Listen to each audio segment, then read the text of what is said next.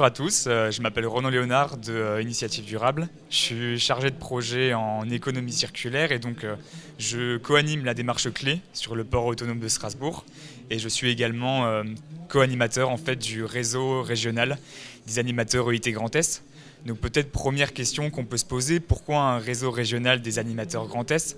En fait l'objectif c'est vraiment, les animateurs sur le terrain sont un petit peu des fois esselés ou seuls dans le développement de leur démarche. L'objectif de ce type de réseau, c'est en fait directement de mutualiser en fait les différents échanges, de monter en compétences et aussi d'essaimer les bonnes idées sur ces sujets-là.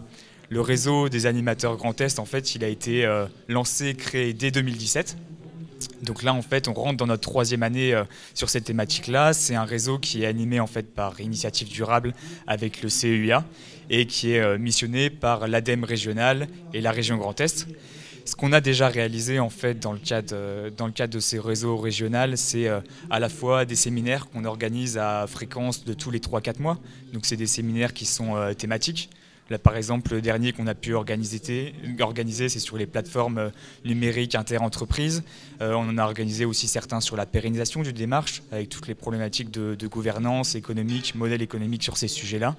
Et le dernier qu'on a pu organiser aussi hier soir, en marge un petit peu des rencontres francophones de l'écologie industrielle et territoriale, sur tous les sujets en fait de développement des synergies. Et c'est ça l'objectif, hein, c'est vraiment de mettre en commun les problématiques qu'on a tous. Donc on a fait une sorte de brainstorming sur nos différents sujets.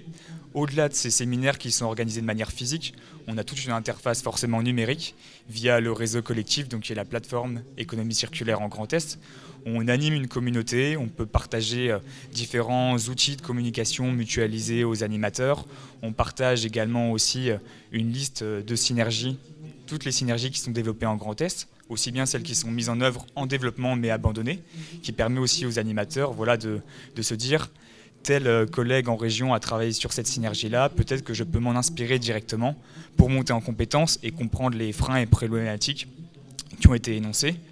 Le sujet aussi de ce pitch, c'est de vous énoncer le kit de l'animateur qui a été développé. On s'est rendu compte que c'était un vrai besoin de la part des animateurs en fait, de se reposer sur un kit à la fois qui permet à un nouvel animateur entrant dans le réseau de bien comprendre tout ce qui va être en lien avec son métier, mais aussi pour un animateur qui est déjà présent depuis longtemps de se référer à des documents qui sont déjà présents. Ce kit de l'animateur, il se décline en 6 parties. La première partie, c'est au niveau des réseaux. C'est vrai que c'est pas simple pour un animateur qui arrive directement de comprendre il y a un réseau régional, il y a un réseau national. Donc en fait, on va aider les animateurs directement à se connecter facilement aux communautés, ce qui n'est pas forcément simple. Et l'objectif aussi, en deuxième solution, en deuxième partie, c'est se documenter.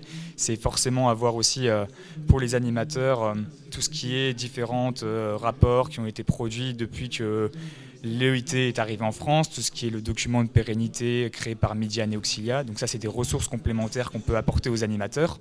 La troisième partie, sûrement la plus importante, c'est au niveau de l'animation. Comment un animateur il peut directement se référer pour animer. Donc on explique dans cette partie-là tous les sujets d'animation par atelier, l'animation directement via des audits, comment animer une réunion avec toutes les méthodologies de collectif qu'on peut amasser et qui sont disponibles sur Internet. Le quatrième sujet, c'est au niveau de la communication. Donc très bien, maintenant on a réussi des synergies ou alors on avance sur les différentes thématiques. Comment on peut communiquer sur sa démarche? Donc là, ça va être les objectifs au niveau de l'invitation. Je termine rapidement. La quatrième partie, c'est tout ce qui est au niveau s'évaluer. Donc là, c'est en lien avec Auré et le référentiel Ellipse, donc avec toute la méthodologie pour directement permettre de s'évaluer et remplir la première évaluation qu'on préconise en fait dans le cadre du réseau.